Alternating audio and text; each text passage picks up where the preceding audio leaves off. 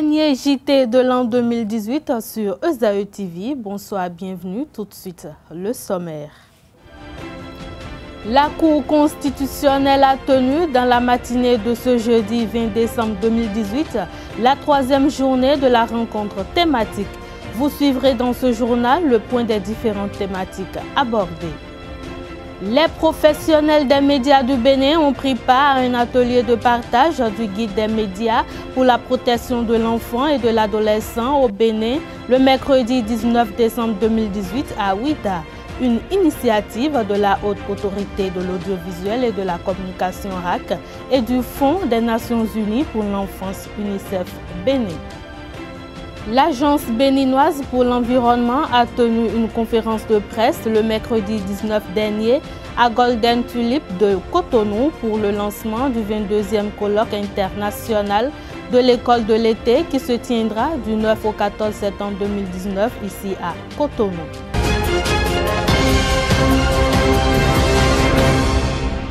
Bonsoir à tous. La troisième journée de la rencontre thématique de la Cour constitutionnelle a eu lieu ce jeudi 20 décembre 2018. À cet effet, il a été question de savoir sur quoi se base la Cour pour contrôler les actes. Le débat s'est surtout tenu autour de l'article 3 de la Constitution. Maître Gilles Badou, secrétaire général de la Cour, nous fait le point des différentes thématiques abordées. Suivons-le au micro de Jacques Maouillon d'Almeida. La question fondamentale, c'est de savoir sur quoi se base la Cour constitutionnelle pour rendre cette décision. Qu'est-ce qu'elle prend comme repère pour dire que quelque chose est conforme ou n'est pas conforme à la Constitution? Le professeur a démontré qu'effectivement, il y a la Constitution elle-même. Le test de la Constitution, c'est 160 articles. De l'article 1 à l'article 60, c'est dedans. Tout le monde comprend ça. Ensuite, il dit que le préambule, tout ce qu'on a mis avant la Constitution et qui explique l'esprit dans lequel les 160 articles ont été rédigés, que ça également, ça fait partie de ce bloc de constitutionnalité. Il a remarqué également que des tests qui ont été cités dans ce préambule-là, qui sont des tests internationaux, la Charte des Nations Unies, la Déclaration universelle des droits de l'homme, la Charte africaine des droits de l'homme et des peuples, et toutes les conventions en matière de protection des droits de l'homme, que ces tests aussi peuvent être considérés comme des tests faisant partie du bloc de constitutionnalité. Mais il a remarqué que la Cour constitutionnelle, parfois, va aussi sur des terrains comme des choses non écrites, des normes non écrites. Et ces normes-là, c'est des principes et valeurs que la Cour retrouve en regardant l'esprit dans lequel les choses ont été rédigées. Elle estime que, par exemple, la transparence, elle estime que, par exemple, la démocratie pluraliste, etc., le consensus national peuvent être considérés comme des valeurs ou des principes qui vont servir de repère au juge constitutionnel quand il apprécie les actes qui sont pris au sein de l'État, que ce soit les lois, les décrets, les actes, etc. Donc, il a estimé que la meilleure approche que l'on peut avoir en matière de contrôle de constitutionnalité, en matière donc de bloc de constitutionnalité, c'est de dire que le juge constitutionnel ne doit pas rester enfermé à ce qui est écrit. Parce que 160 articles pour résoudre tous les problèmes que nous pouvons avoir, ce n'est pas facile de retrouver dans ces 160 articles tout ce qu'il faut pour résoudre tous les problèmes. Quand il y a des cas de crise ou des cas de paralysie, il faut que le juge soit inventif, qu'il essaye de dire, oui, on ne l'a pas écrit vraiment, mais si on devrait l'écrire, on a quand même dit que c'est une démocratie, on a dit que c'est un état de droit. Qu'est-ce qui est bon dans un état de droit? C'est tel. Donc, il crée le principe qui lui permet de résoudre le problème qu'il a en face de lui. Mais évidemment, le risque, c'est qu'il mette ce pouvoir de création-là au profit d'une instrumentalisation politique. Donc, il a recommandé qu'il ne faut pas aller sur le terrain de l'instrumentalisation politique, mais qu'on ne peut pas empêcher à un juge constitutionnel de faire preuve de création pour résoudre les problèmes concrets qui se posent à lui et qui concernent la stabilité de l'État, la paix dans la cité, etc., etc. Alors, pour les actes au titre de l'article 3 de la Constitution, c'est la question inverse. Tout à l'heure, on en parlait de sur quoi se base la Cour constitutionnelle pour contrôler les actes. Et donc, la question qui vient après, celle que nous avons abordée, c'est la question de qu'est-ce que la Cour contrôle?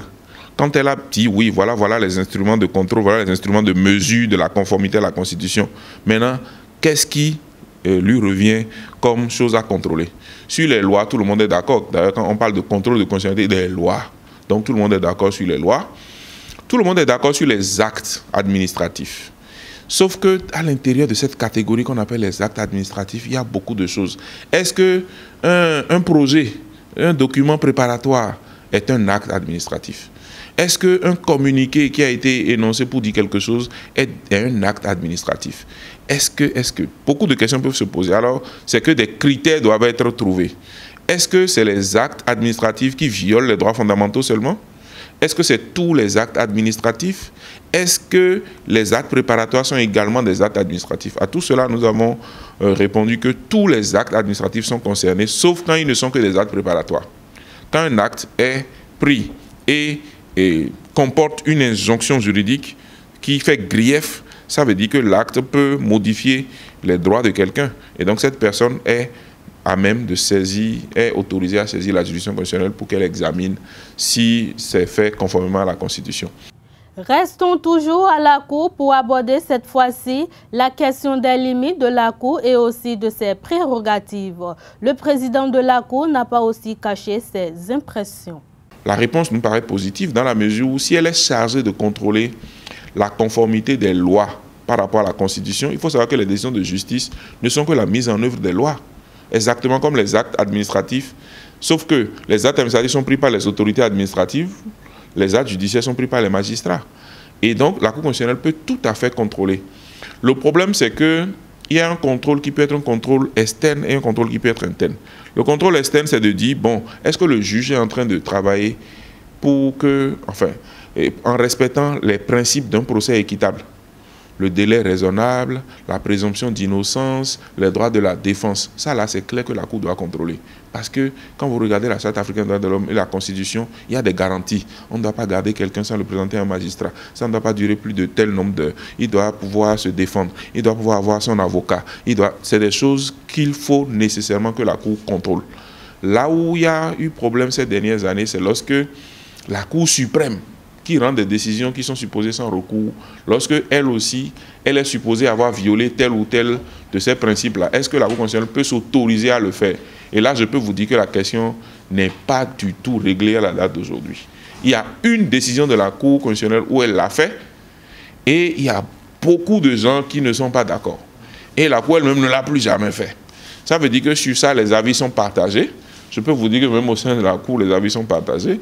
J'ai mon avis, le président a son avis, mais lui, il est le président, les autres juges ont leur avis. C'est une question difficile parce que les choses sont en construction. C'est-à-dire qu'on est parti de loin, on est parti d'un système où les juges n'avaient pas du tout la confiance du peuple. On a mis en place une constitution qui, vous allez voir que le même problème se pose en matière électorale. La Sénat dit, mais la Cour constitutionnelle fait tout. Nous, la Sénat, on ne fait plus rien. On dit, oui, mais en 90, il n'y avait pas de Sénat. Et en 90, personne ne pensait même à une Sénat. Donc on a donné beaucoup de pouvoir à la Cour constitutionnelle. C'est la même chose. En 90, les juges, on ne leur faisait pas confiance. On a donné beaucoup de pouvoir à la Cour constitutionnelle. Donc si progressivement, on peut faire confiance aux juges, si progressivement nous avons des Sénats professionnels, alors la Cour constitutionnelle va réduire un peu ses attributions et les autres vont pouvoir faire les choses pour que tout ne pèse pas sur la Cour constitutionnelle. Nous avons appris beaucoup de choses. Peut-être, et je l'espère, pas peut-être, j'espère que ce dont on nous a enrichi nous permettrait également d'enrichir nos décisions, d'enrichir la prestation ou les prestations de la Cour constitutionnelle. À partir de 2019, nous allons faire face à une expérience électorale. De ce point de vue, nous avons sans doute besoin également d'éclairage particulier sur certains aspects du code électoral. Donc c'est un chantier, le chantier du renforcement de capacité à la fois des membres de la Cour que du personnel de la Cour. Et ce chantier, c'est un chantier continu. Nous n'allons pas l'interrompre. Encore une fois, je vous remercie de votre présence et de la contribution de chacun de vous. L'Agence béninoise pour l'environnement a tenu une conférence de presse le mercredi 19 dernier à Golden Tulip de Cotonou pour le lancement du 22e colloque international et de l'école de l'été qui se tiendra du 9 au 14 septembre 2019 ici à Cotonou. Suivons le compte rendu avec Espero Noukomé et de Jacques Maouillon d'Almeida. L'Agence béninoise pour l'environnement a tenu une conférence de presse le mercredi 19 décembre dernier pour lancer le 22e colloque international et l'école d'été du CIFE Bénin qui se tiendra respectivement du 9 au 11 septembre et du 12 au 14 septembre 2019. Le directeur général de l'ABE présente l'événement. Un événement phare du CIFE qui est le colloque international qui sera suivi de l'école d'été.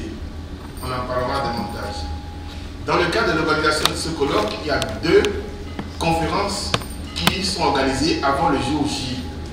La première, c'est la conférence de lancement qui a lieu aujourd'hui, qui se fait au niveau national, où on informe les partenaires de cet événement qui vient dans 6, dans 9, dans 1 an. Et la deuxième conférence se fera vers le mois d'avril-mai avec le directeur du CIFE qui sera sur place et pour qu'on vous donne plus d'informations sur cette conférence-là. Donc aujourd'hui, nous allons en parler largement. Nous avons invité beaucoup de personnes et je vous remercie infiniment d'être là. Cela me fait chaud au cœur. Et nous allons parler du thème de cette conférence. Vous avez déjà le logo de la conférence qui a été validé de manière internationale par tous les partenaires du CIFE. Et ce sont les couleurs nationales, les couleurs, même si ce n'est pas dans l'ordre. Même si pour les orthodoxes, la superficie des rouges, jaunes et verts ne sont pas identiques, cela représente un peu notre drapeau. Après la présentation de l'événement, le DG nous livre les différents thèmes qui seront débattus lors du colloque et de l'école d'été. En plénière, on nous a posé la question, on a discuté avec les gens ici et là, et le lendemain, on a eu donc une rencontre en conseil d'administration pour essayer d'étudier les thèmes qu'on doit proposer pour ce colloque-là. Je me suis demandé qu'est-ce que j'allais faire. J'ai parlé rapidement avec la DC, avec mon collègue Samson. Qu'est-ce qu'on va proposer qui sort de ce qu'on fait d'habitude? Du coup, comme une lumière, j'ai pensé au foncier et à la géomatique. Au foncier, parce que le foncier n'est pas loin de moi, et toujours avec moi. Je vis avec le foncier.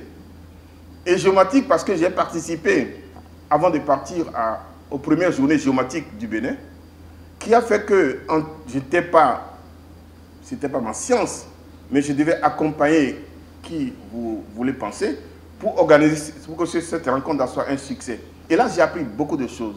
Je me suis dit, mais déjà, je parlais du SIG avec l'évaluation des projets et programmes. On défendait cela depuis Ouaga, etc., dans les institutions des Nations Unies, etc., qu'il fallait coupler le sigle avec l'évaluation, ça facilite le travail. Je me suis dit, ben, dans ce cas, on peut aller là. Et on a écouté les autres propositions assez bonnes, mais il y a toujours l'évaluation stratégique, etc., etc. On est le thème du Bénin, c'est-à-dire le foncier et l'évaluation environnementale. Ah tiens, ça sort de l'ordinaire. Et j'ai continué, j'ai dit l'évaluation environnementale, 2 points, le rôle du foncier de la géomatique dans l'évaluation environnementale. Je ne savais pas ce que cela pourrait englober, mais j'ai essayé d'argumenter avec la petite connaissance que j'avais de la chose, en tant que, je n'étais pas complètement profane, mais j'avais quand même une petite connaissance. Et du coup, ça a été accepté. Et lors de l'AG, on a accepté qu'on allait faire à Cotonou, le colloque de Cotonou, l'école d'été, sur le foncier et la géomatique et l'évaluation environnementale. Une partie de sketch et un cortège ont bouclé l'événement. Comme je l'annonçais en titre, les professionnels des médias du Bénin ont pris part à un atelier de partage du guide des médias pour la protection de l'enfant et de l'adolescent au Bénin le mercredi 19 décembre dernier à Ouida. L'objectif visé est de développer les techniques de connaissance et mettre en application des manières de faire qui rendent les démarches professionnelles des journalistes utiles à l'enfant. Conjointement initié par la Haute Autorité de l'Audiovisuel et de la Communication RAC et du Fonds des Nations Unies pour l'Enfance UNICEF Bénin, cet atelier a été animé par Georges Amelon, ancien directeur général de l'OFTB. Suivons plutôt. Alors, sachez-le, toujours se demander si c'est de l'enfant directement que nous allons parler ou si c'est parler de lui. Parce qu'il subit les influences liées au contexte. Après, il faut savoir quelle est la position de l'enfant.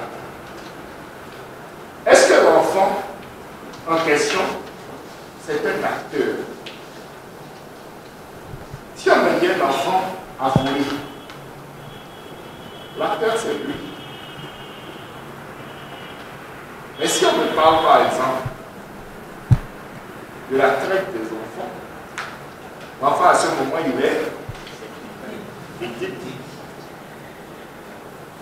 Et puis, il se peut tout simplement qu'il ait assisté au fait que c'est juste lui qui soit capable de raconter. À ce moment-là, c'est un témoin. Vous voyez donc que sa position, selon le contexte, va différer.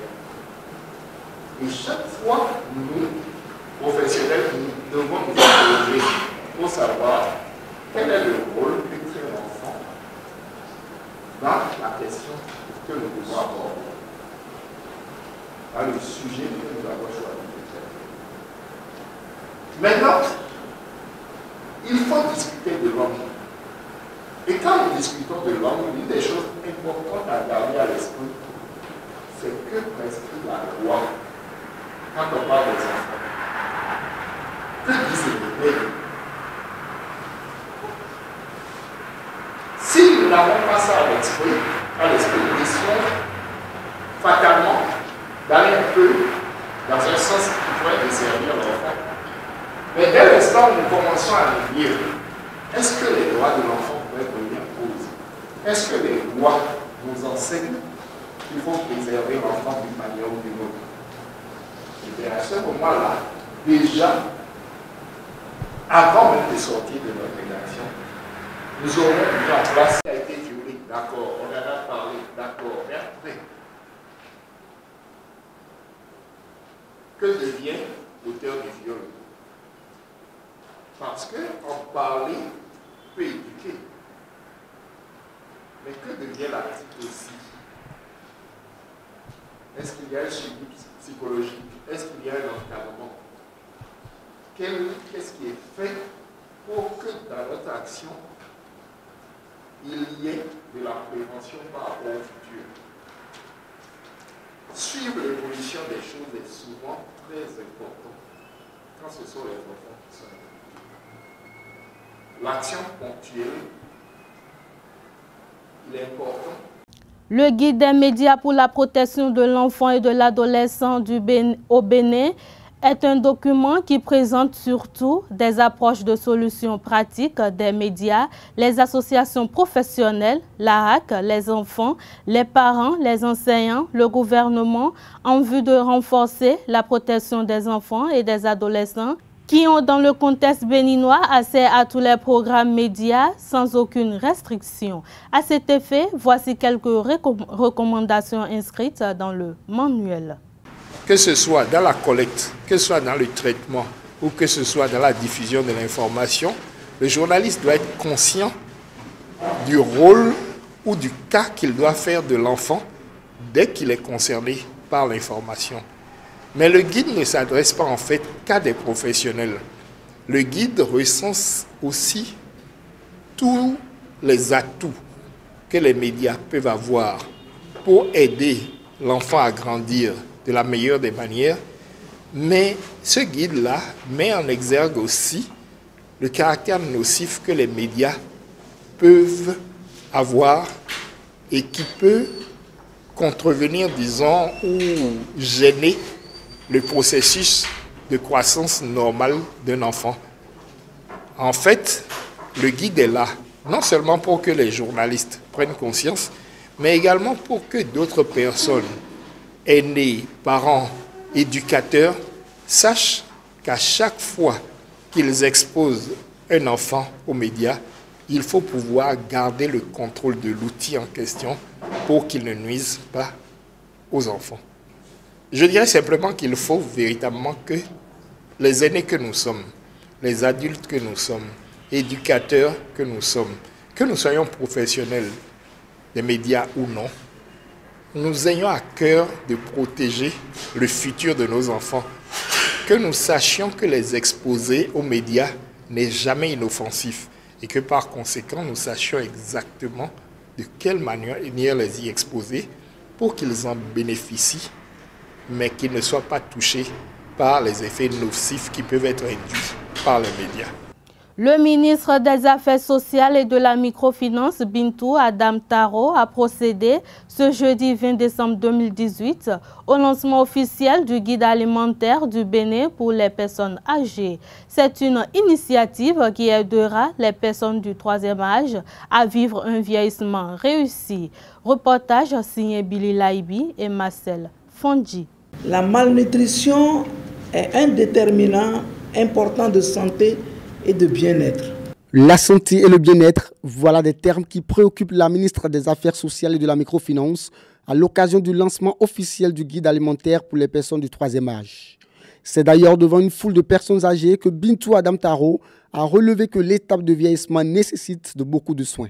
L'étape du vieillissement mérite d'être vécue avec beaucoup de soins et de précautions dans un mode de vie sain qui permet d'atténuer ou de ralentir divers ennuis aussi bien psychologiques, physiques que psychiques. Avoir une bonne hygiène alimentaire est l'un des facteurs importants pour un bon maintien de la santé. Cependant, des études effectuées par l'OMS en 2012 ont montré que les personnes de plus de 65 ans ont été mal nourries.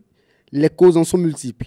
Les causes de la malnutrition sont liées aux difficultés socio-économiques, à savoir la méconnaissance des problèmes nutritionnels, la mauvaise hygiène alimentaire, consommation d'aliments très gras par exemple, la maladie entraînant la prise de médicaments, la perte des dents, l'isolement social. C'est donc pour pallier à ces maux que le ministère des Affaires sociales a procédé au lancement de ce guide alimentaire au Bénin. Selon la présidente de la plateforme des personnes âgées, cette initiative aidera les concernés à passer un vieillissement actif. La plateforme aujourd'hui est heureuse de prendre part au lancement officiel du guide alimentaire qui va rénover nos vies respectives. Madame le ministre de la Famille, des Affaires sociales et de la microfinance, je voudrais que vous soyez notre interlocuteur auprès du chef de l'État pour lui dire toute la satisfaction que nous engrangeons aujourd'hui à travers le lancement que vous allez faire tout à l'heure. Le guide alimentaire pour un vieillissement réussi, une innovation qui vient soulager les personnes du troisième âge au Bénin. Sport dans cette édition, les vainqueurs des trophées JP Sport, meilleur personnage sportif de l'année, la championne d'Afrique d'heptalon Odile Arouanwanou et le président de la Fédération béninoise de gymnastique, Léonide Baguidi, vont recevoir leur prix le dimanche prochain. Ces récompenses seront remises aux lauréats en direct au cours de l'émission Cap Sport de la radio Cap FM. Lauréate dans la catégorie des athlètes, Odile Arouanwanou revient sur sa saison et sa désignation en tant que meilleur personnage sportif de l'année. Voir le titre de championne d'Afrique, c'était un rêve pour moi depuis et je l'ai réalisé et je suis vraiment comblée, je suis contente de ça et ça prouve que le travail, ça paie. Quand on se donne, il n'y a pas une raison, ça va donner. Et déjà, je tiens à remercier le réseau JP Sport parce que c'est leur initiative. Ça permet à nous, athlètes, de chercher à se maintenir, à avoir une place dans la société, à avoir une place, être reconnu par beaucoup de gens parce que avec le vote, je sais qu'il y a des gens qui ont voté de partout. Donc, c'est déjà quelque chose qui fait parler des athlètes. C'est pas que moi, qui fait parler des athlètes partout dans le monde. Et moi, je suis contente parce que les gens ont reconnu mes mérites. Et je ne peux que les remercier. Je ne peux que les remercier parce que moi, est-ce que moi je peux appeler tous ceux qui ont voté pour moi pour dire allez voter pour moi ou merci ou fais ci? Non. Donc ça prouve que ce que j'ai fait cette saison, ce n'est pas du tout négligeable du moins. C'est pourquoi les gens ont voté pour moi et je tiens à les remercier également. Et je pense que c'est une saison, même si je ne suis pas satisfaite des performances que j'ai réalisées, je suis quand même comblée. 8e journée de la Ligue 1 de football du Bénin. 2 chocs sont au programme demain à Saint-Louis Stadium de Craqué. L'Union sportive de Sémé-Craqué reçoit Béké de Bembereke, Énergie FC de la SB2E et l'Association sportive du port autonome de Cotonou se rencontreront au stade René Pleven de Cotonou. Le dimanche, la S Dragon accueille la S Police, la Lanterne Rouge dans un duel des extrêmes.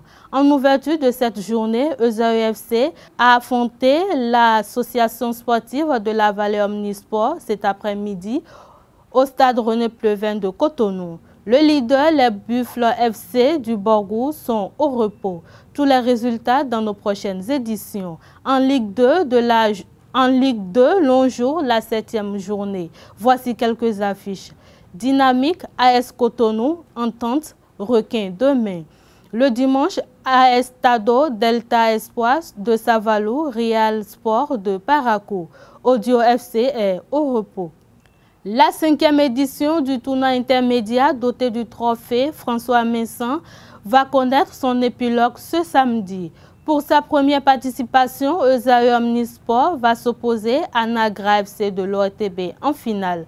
Sur papier, les protégés de Joël Hundolo, directeur général de l'ORTB, partent favoris. Cependant, les hommes de Clément Adéouti Adéchéan n'ont rien à perdre, sinon tout à gagner.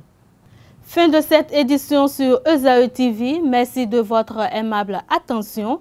Joyeux Noël et heureuse année par anticipation à l'année prochaine pour de nouvelles éditions.